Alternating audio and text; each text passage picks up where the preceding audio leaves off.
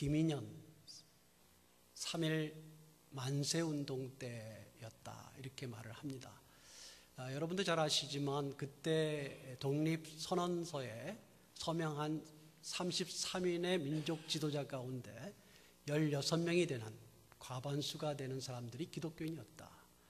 또 그뿐만 아니라 그것을 중심으로 해서 그때 만세운동을 일으켰고, 그 만세운동의 결과 많은 사람들이 투옥이 됐는데 투옥된 사람들의 22%가 기독교인이었다라는 통계가 있고, 그것을 통해서 우리 크리스천들이 당시에 사회적 영향력과 리더십이 꽤 있었다라는 것을 보여주는 증거로 말합니다. 그때 크리스천들의 인구가 1.5%였습니다. 1.5%라는 그 인구도 적지 않은 인구긴 했습니다.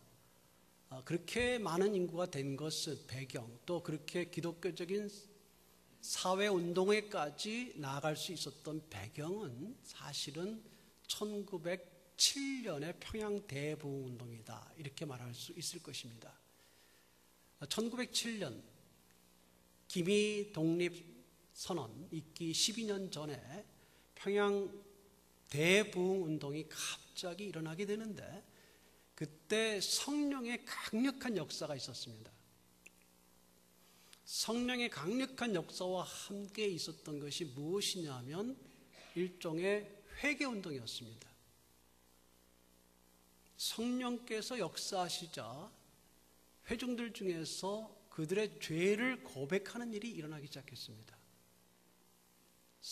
어떤 사람을 어떻게 속였다, 거짓말을 어떻게 했다, 부당한 이득을 취했다, 심지어는 간음했다, 간통했다라는 말조차 회중들에서 일어나서 회개운동이 일어났습니다. 그 강렬한 회개운동은 성령운동의 또 다른 측면이었는데, 저는 그 회개운동이 단지 죄를 회개하는 것만이 아니라 죄로부터 우리 그리스도인의 삶을 정화시키는, 정결케 하는, 거룩케 하는 성령의 역사였다, 이렇게 보겠습니다. 그래서 우리가 거룩해지면서 정화되면서 어떻게 보면 회개하면서 교회가 사회에 대해서 할 말이 생긴 겁니다. 사회에 대해서 뭔가 말할 수 있는 그런 근거가 우리 자신의 거룩에서부터 출발한다는 것, 이것이 오늘 아침에 주어진 말씀이고, 또 이러한 사건을 통해서 우리가 깨닫게 되는 것입니다. 요즘 우리 교회들이 사회에 대한 영향력이 점차적으로 줄어들고 있는 근거에는 우리가 우리의 거룩을 지키는 일에 좀 소홀히 됐다, 좀 약해졌다, 이런 부분을 우리가 지적하지 않을 수 없는 것입니다. 우리의 이 말씀이 지난 시간에 5장 3절에서 6절까지를 중심으로 주어진 말씀에 크게 이 더러운 일에 대하여 두 가지를 크게 지적했습니다. 두 가지만 있지는 않았겠지만 오늘 본문에서는 두 가지를 지적하지 않았습니까? 하나는 성적인 죄였습니다. 색욕과 관련된 성적인 죄, 또 하나는 물질적인 죄, 탐욕과 관련된 물질적인 죄, 이 두 가지를 대표적인 더러운 일로 지적했고, 이 일들에 대해서는 성도들이 해서는 안 된다, 합당하지 않다, 그 말조차 하지 말아라 라고 말씀하시면서 바울은 두 가지로 경계를 줬습니다. 하나는 그런 일을 행하는 자는 하나님의 나라에 합당치 않다, 하나님의 나라의 기업을 얻을 수 없다, 다른 말로 하면 천국에 들어갈 수 없다. 예수 그리스도를 믿었는데도 천국에 들어갈 수 없느냐, 이런 측면은 아니지만 분명하게 이것은 중요한 경계를 하고 있습니다. 이런 일을 행하면서 하나님의 나라에 들어가려고 해서는 안 된다라는 경계가 있었고, 또 하나는 불순종의 아들들에게 하나님의 진로가 임한다. 이 두 가지는 사실은 같은 이야기입니다. 불순종의 아들들은 하나님의 뜻대로 하지 않고 이러한 더러운 일을 행하는 자들은 하나님께서 진도하실 것이다. 이 이중 경계가 5절 6절에 주어졌던 말씀이었습니다. 그러므로 여러분들은, 그러므로 너희들은, 그러므로 우리는, 우리 그리스도인들은 이런 일과 관련해서는 안 된다라는 말씀을 강조했었습니다. 오늘 말씀을 통해서는 이 연속해서 특별히 오늘 7절에서 14절까지 주어지는 명령법에 중심을 해서 우리가 살펴보겠는데요. 오늘 본문에서 세 개의 명령을 이 세 가지 명령법을 통해서 명령을 하십니다. 첫째는 어둠의 일에 참여하지 말라라는 말씀입니다. 7절에 보게 되면 그들과 함께하는 자가 되지 말라라는 말씀, 11절에 너희는 열매 없는 어둠의 일에 참여하지 말라, 이 말씀을 명령 두 번에 걸쳐서 비슷한 말씀을 주셨는데요. 7절에 함께하는 자가 되지 마라 라고 했을 때 함께하는 자는 그 일에, 더러운 일에, 이런 성적인 것과 물질적인 잘못에 함께 참여하지 말아라라는 뜻이고, 이런 일에 동조해서는 안 된다라는 뜻입니다. 이 말은 함께하지 말라라는, 이 함께하는 자가 되지 말라라는 함께하는 자라는 이 단어가 3장 6절에 한 번 더 쓰인 적이 있습니다. 3장 6절은 교회의 목표, 또 교회의 모습을 그려주고 있는데 어떤 내용이냐면 여러분 기억하실 것입니다. 우리 교회가 어떤 존재가 되었느냐? 하나님의 상속자가 되었다. 함께 한 상속자가 되었다. 또 함께 우리가 그리스도의 몸 지체가 되었다. 우리는 하나야, 그리스도께 속한 지체가 되었다 하면서 세 번째 나온 말이 함께 약속에 참여하는 자가 되었다, 이렇게 말씀하셨거든요. 하나님의 약속에 참여해서 그 약속을 소유하는 자들이다, 이 말입니다. 이 세 번째 단어, 약속에 참여하는 자가 되었다는 이 말이 똑같이 오늘 본문 7절에 번역이 함께하는 자라는 이 번역으로 됐습니다만 똑같은 말입니다. 그러니까 바울은 지금 이렇게 이야기하는 것입니다. 너희는 하나님의 약속에 참여하는 자냐? 아니면 이 세상의 더러운 일에 참여하는 자냐? 어떤 일에 참여하는 자냐? 우리 그리스도인들은 이 더러운 일에 참여하는 자가 아니라, 이 악한 일에 참여하는 자가 아니라 하나님의 약속에 참여하는 자다. 하나님의 상속자로서 하나님의 약속에 참여하는 자다. 이것을 대조해주고 있는 것입니다. 11절에서 열매 없는 어둠의 일에 참여하지 말라라고 이야기했을 때는 이 말은 이 같은 뜻입니다만 7절에 참여하는 자가 되지 말라라는 같은 뜻이지만 뉘앙스가 약간 더 있는데, 그것은 뭐냐면 그러한 어둠의 일에 참여함으로써 얻게 되는 이득을 누리지 마라. 그 몫에 참여하지 말라, 이런 뜻이에요. 그러니까 그런 일을 하게 되면 얻게 되는 게 뭐냐면 성적인 면에서의 잘못된 쾌락, 잘못된 기쁨, 물질적인 면에서는 부당한 이득, 부정한 이윤, 그것을 누리지 말아라, 이런 뜻이 됩니다. 그래서 첫째, 이 7절과 11절에서 우리에게 주신 첫 번째 명령은 어둠의 일에 우리 그리스도인들은 참여해서는 안 된다, 분명하게 이야기해주고 있습니다. 두 번째, 하지 말라라는 말씀이 있었다면 두 번째 명령은 좀 더 적극적인 하라라는 명령이 주어지게 됩니다. 그 명령법은 8절에 빛의 자녀들처럼 행하라라는 말씀으로 주어집니다. 행하라, 그렇게 살아라, 빛의 자녀들처럼 살아라, 그 가운데 거닐어라 라는 말씀이 주어지게 됩니다. 그러면서 이 말씀은 우리의 과거와 현재를 대조해줘요. 우리의 과거는 어둠이었다.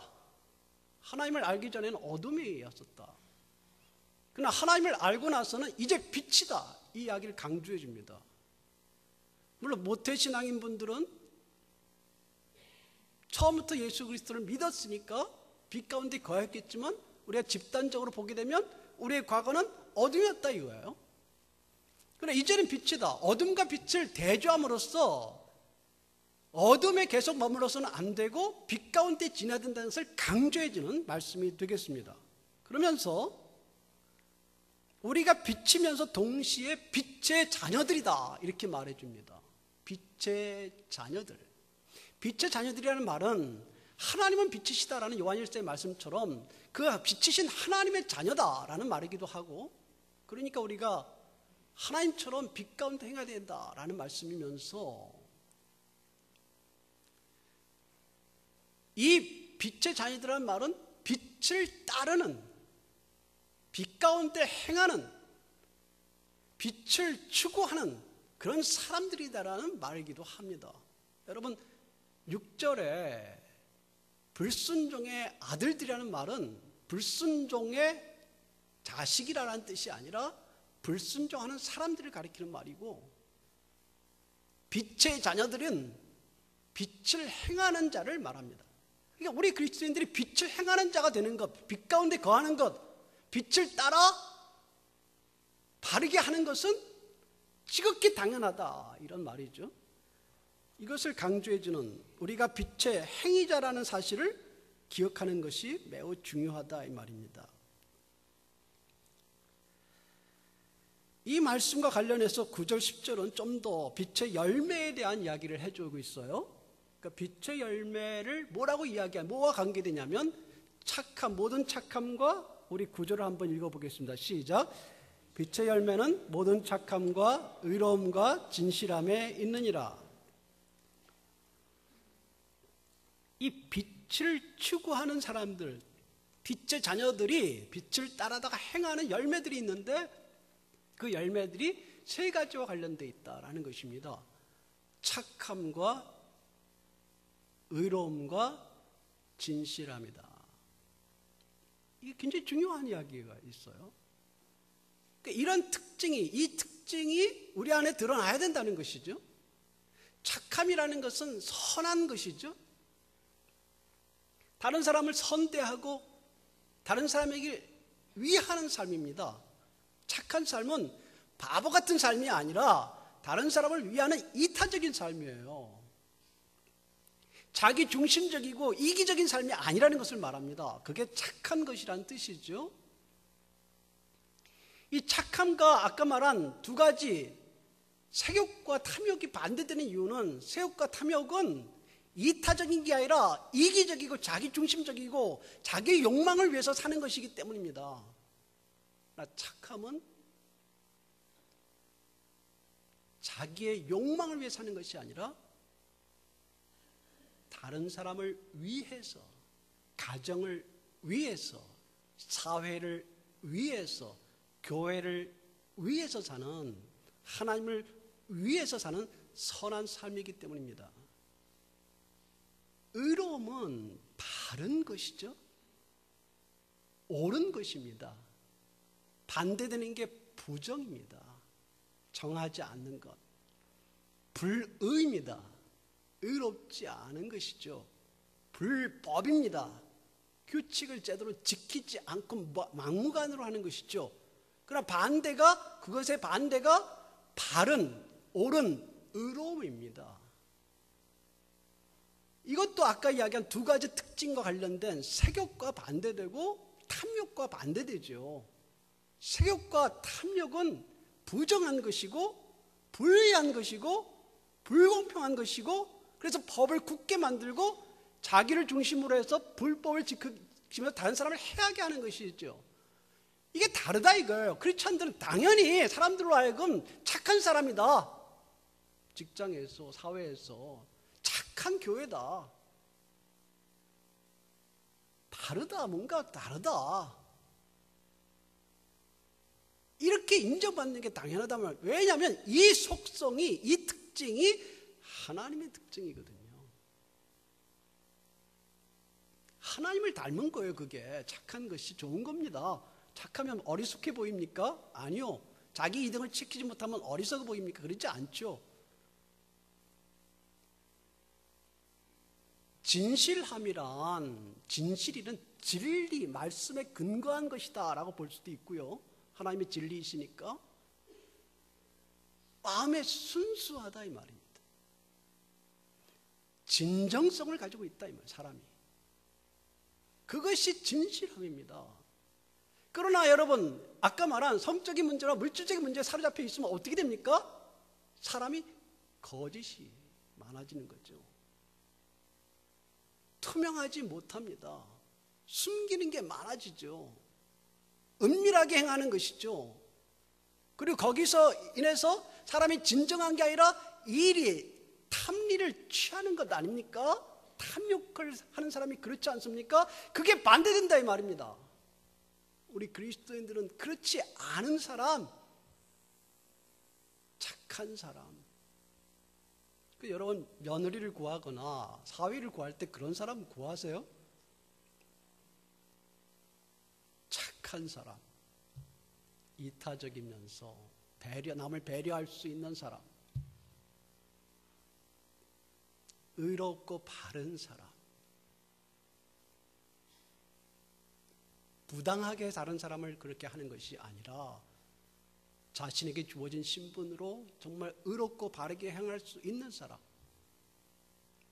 진실한 사람, 순수하고 진정으로 하나님과 사람에 대하여 나설 수 있는 그런 사람.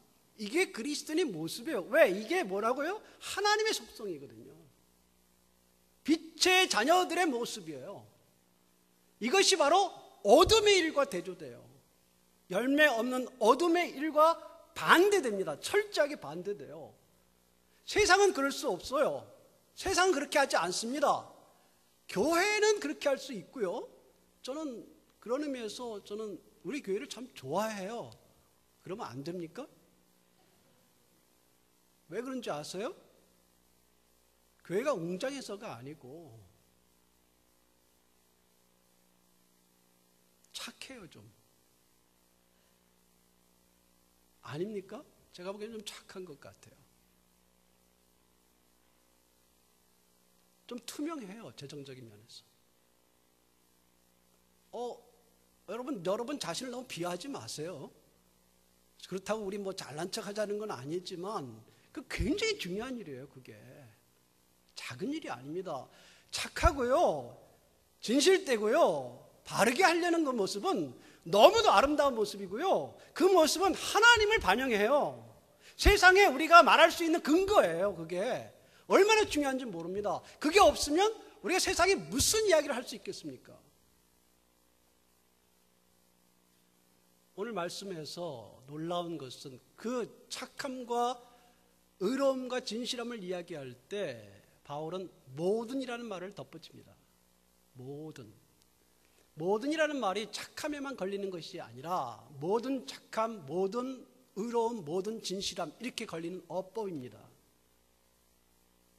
그 말은 모든이라는 말을 썼을 때는 우리가 한두 가지 일에 착하고 한두 가지 일에 몇 가지 일에 의롭고 몇 가지 일에 진실하면 된다라는 것을 말해주는 것이 아니라 기준이 하나님의 기준이라는 것을 보여줍니다. 적어도 우리가 직장과 우리의 사회와 가정에서 모든 일에 그렇게 하려고 노력해야 된다는 것을 보여줍니다. 이게 크리스찬의 모습입니다. 이게 자연스러운 모습이에요. 이상하지 않아요. 이게 정상입니다. 그러나 또 하나 우리가 생각할 것은 모든이라는 말 속에 우리가 완전하지 않다는 것을 인정하는 것도 포함되어 있습니다. 누가 모든 착함과 누가 모든 의로움과 누가 모든 진실함을 지킵니까? 누가 그런 분이에요, 우리 가운데? 저는 그렇게 주장해서 벌써 주장할 때 아니다고 생각합니다. 우리 교회가 이렇게 뭐든 한다 이렇게 말할 수 없어요. 이건 누구도 말할 수 없어요. 어느 교회도 말할 수 없죠. 우리 사람은 그렇게 말할 수 없어요. 그래서 이 모든이 들어갔을 때는 우리를 겸손하게 합니다. 하나님을 바라보게 합니다. 그러나 중요한 것은 우리가 이 모든을 적용해서 할 수 있도록 노력하는 것이 요구되는 것이지 우리가 천사처럼 가장해서 되는 건 아니에요. 마치 모든 그런 것처럼 한 것처럼 우리가 우리 자신을 그렇게 보일 필요는 없습니다. 아무도 그럴 수 없기 때문에요. 중요한 것은 모든 일에 착함과 의로움과 진실함에 빛의 일들을 추구하려고 노력하는 모습, 그 모습이 존경스럽고 좋은 것입니다. 흥미롭게도 바울은 이 말을 하면서 빛의 열매는 모든 착함과 의로움과 진실함이다 이렇게 말하지 않고 빛의 열매는 모든 착함과 의로움과 진실함에 있다 이렇게 이야기했습니다. 이 말 다시 이야기하면 빛의 열매는 모든 착함과 의로움과 진실함 안에 가운데 있다. 가운데 있다. 빛의 열매는 바로 이런 것이다가 말할 수 없고 그 말은 이 세 가지다가 아니라 세 가지를 추구하는 가운데 빛의 열매가 맺어진다라는 뜻입니다.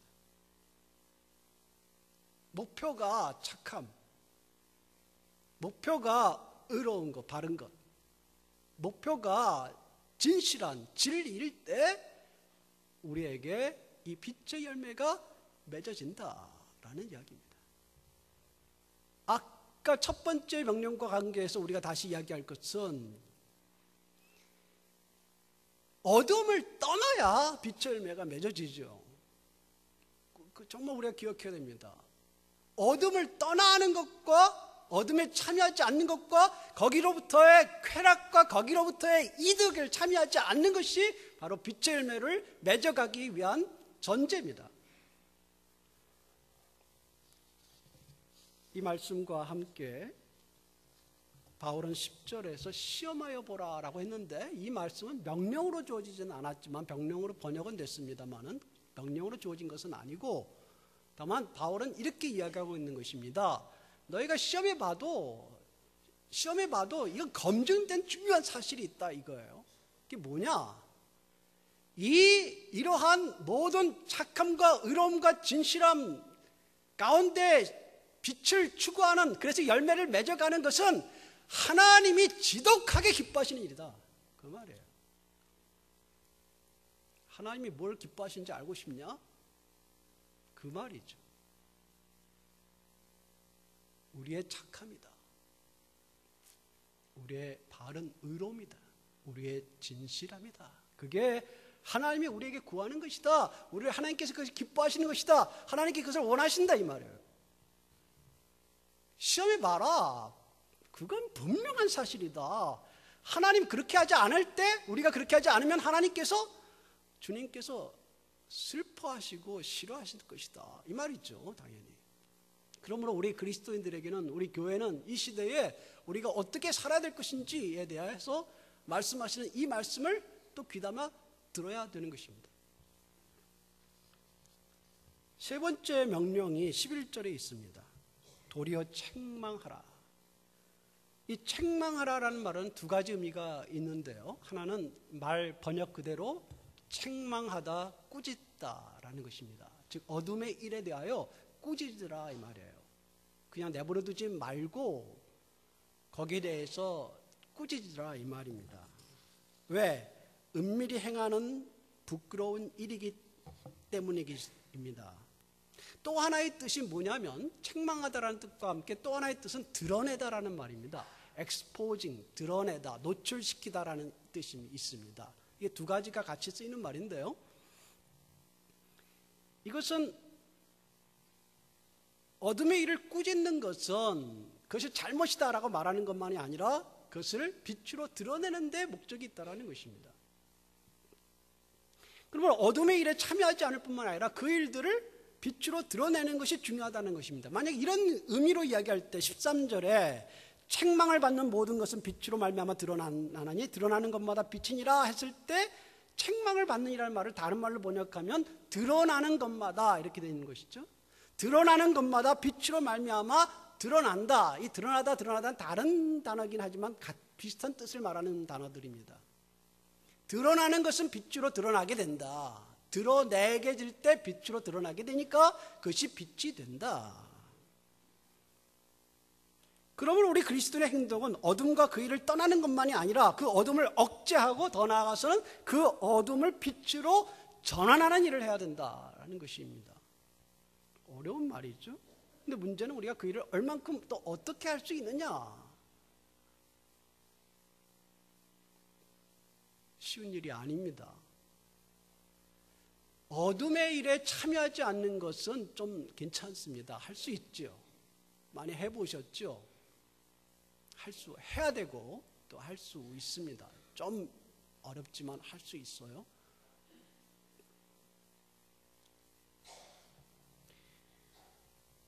빛의 열매를 맺는 것, 착함과 의로움과 진실함을 추구해서 하나님의 성품이 우리를 통하여 반영되도록 사는 것 어렵습니다만은 가능합니다. 그런데 다른 사람의 어둠의 일을 꾸짖고 빛으로 드러내는 일 쉽지 않습니다. 굉장히 어렵습니다.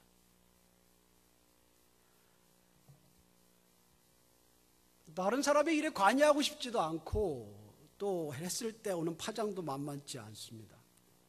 그럼에도 불구하고 우리가 사회에 대하여 뭔가 그리스도인의 행동을 취할 것을 오늘 본문은 이야기해 준다라고 볼 수 있습니다. 여기에 대해서 몇 가지만 좀 추려서 이야기하려고 하는데요. 먼저 그런 일을 나서기 전에 먼저 우리 자신부터 어둠의 일을 벗어내자. 작고 큰 것들이 있으면 그것들을 벗어내는 일이 필요합니다. 아까 이야기도 했죠. 참여하지 말자. 그래야 우리가 말할 수 있습니다. 우리가 어둠의 일에 조금이라도 관여가 되면 할 말을 할 수 없죠. 사회에 대해서 아무런 이야기 할 수 없습니다. 그래서 벗어내는 일을 해야 다만 완전하게 벗어내는 일은 그건 어려울 수도 있어요. 늘 우리가 부족한 면이 있기 때문입니다. 우리가 교통규칙을 가급적 지킨다라고 하지만 100% 못 지킬 때도 있지 않습니까? 다 지키시는 것 같아서 제가 할 말이 없습니다만은 가급적 지켜야죠. 그러나 규칙을 우리 가운데 있는 어둠의 일들을 벗어내는 일이 사회적 영향력을 발휘하고 사회의 어둠을 빛으로 전환시켜내는 일을 위하여 먼저 중요한 일입니다. 그 일에 지속적인 노력이 필요합니다. 둘째로 빛의 열매를 적극적으로 좀 내줘야 됩니다.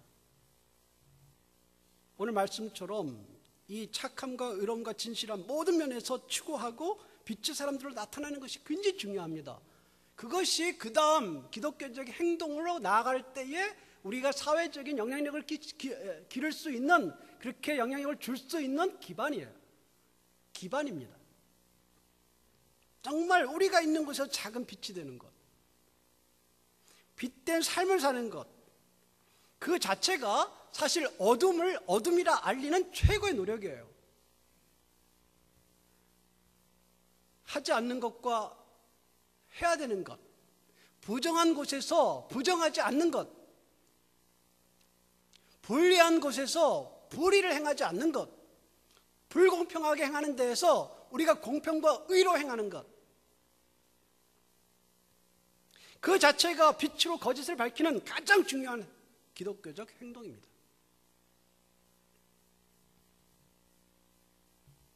세 번째로 어둠을 꾸짖되 밝히되 사랑으로 해야 된다.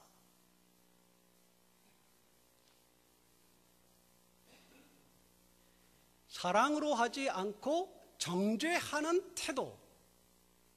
우리가 흔히 좀 윤리적으로 고상해 보이는 사람들은 만나보면 주로 야단치는 일을 많이 하세요.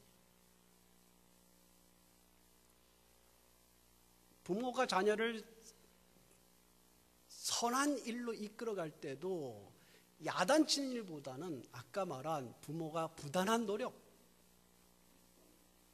어둠을 제거하려는 노력을 보여주고, 부족한 인간이지만 빛으로 행하려는 노력을 보여줄 때 아이들이 감동이 되죠.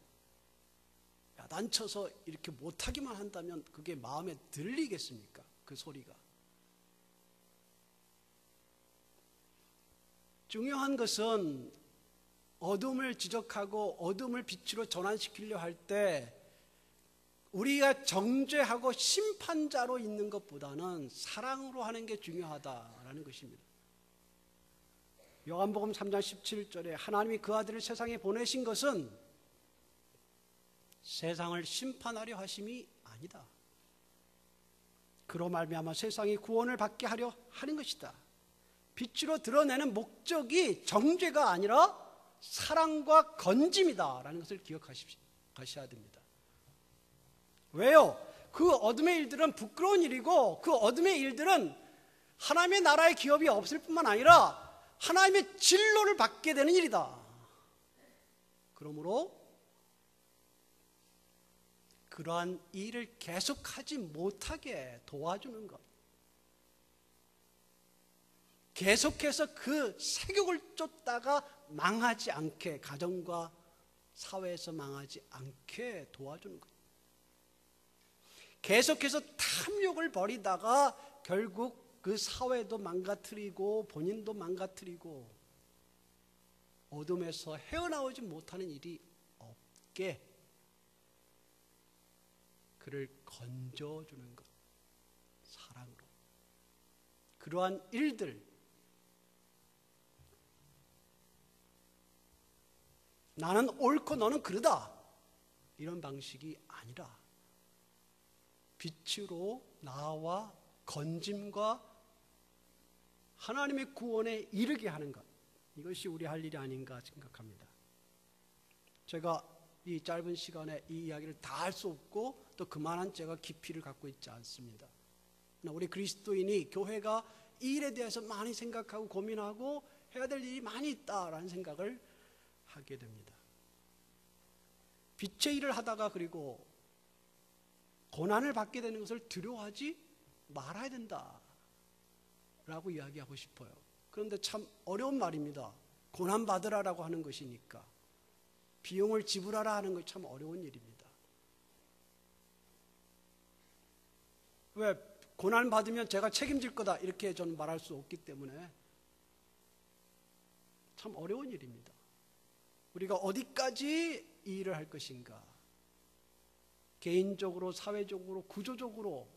또 하나 여기 중요한 어려운 점은 뭐냐면 우리가 이 문제를 건드리려고 할 때 혹시 우리가 무모한 것은 아닌가, 어떤 것은 너무 성급한 것은 아닌가, 또는 어떤 우리의 주관성을 가지고 어떤 사안에 대해서 편견을 가지고 접근하지는 않는가라는 것도 돌아봐야 됩니다. 제가 어려운 말을 여러분께 오늘 드려요. 왜? 이 주제는 간단한 주제가 아니고 우리가 계속 노력해야 될 주제이기 때문입니다.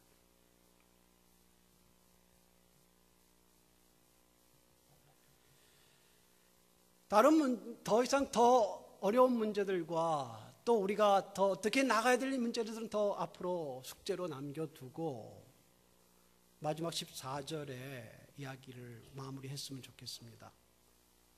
14절은 잠자는 자와 죽은 자를 대조합니다.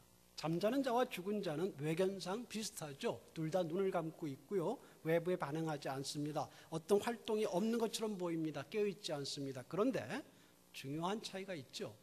하나는 살아있고 하나는 죽어 있습니다. 주님은 그 두 가지를 구별하고 있습니다. 우리 그리스도인들은 죽은 자 같으나 죽은 게 아니라 잠자는 자다.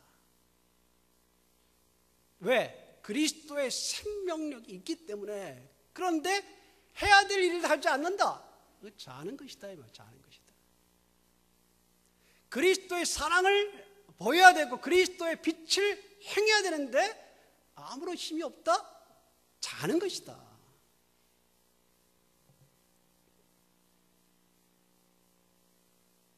그래서 주님께서 뭐라고 말씀하시냐면 깨어서 죽은 자들 가운데 일어나라. 오늘 오전에도 말씀이 있었습니다만 세상에서 죽은 자들로부터 죽었다고 비난받아서는 안 되죠. 우리 크리스찬들이. 근데 놀랍게도 주님 뭐라고 이야기하시냐면 그리스도께서 너에게 비추실 것이다. 미래형으로 쓰였습니다만 이것을 진행적 미래라고 보통 보는데 계속되는 사실을 이야기해 줍니다. 즉 그리스도의 빛이 이미 시작되었고 계속 우리에게 비치고 있다라는 것입니다. 그러니까 그리스도의 빛이 하나님의 빛이 우리가 빛으로 살게 하는 근원이다 이 말이에요. 도저히 우리 힘으로는 착함을 이뤄내고 의로움을 이뤄내고 진실함을 이뤄내서 야 나는 빛의 이름이 이렇게 맺어라고 당당하게 말할 수 없는데, 그 빛이 없다면 그리스도께서 우리에게 빛을 비추심으로 그 빛이 힘이 돼서 그 빛이 근원이 돼서 다시 우리로 하여금 잠자는 상태에서 깨어나서 우리가 빛으로 나아가게 해준다 이 말이에요. 그러므로 한국교회의 희망과 소망은 우리에게 있는 것이 아니라 그리스도에게 있다. 그래서 희망이 있다. 우리의 부족한 부분에 있지 않고 미래가 그리스도의 빛에 있기 때문에 그리스도의 빛이 비출 때 하나님의 자녀들이 깨어나고 가정에서, 사회에서, 교회에서 깨어나서 그리스도의 빛을 전하고 반사시키고 어둠을 빛으로 만드는 일을 감당할 것이다. 여러분 믿습니까? 그것이 우리의 소망입니다. 여러분 그 빛을 받아서 작은 일에 하나하나씩 모든 착함과 모든 의로움과 모든 진실함 가운데 빛의 열매를 맺어가는 사랑하는 여러분, 승리하시는 여러분 되시기를 주님의 이름으로 축원합니다. 기도하겠습니다. 하나님 감사합니다. 우리로 하여금 다시 한번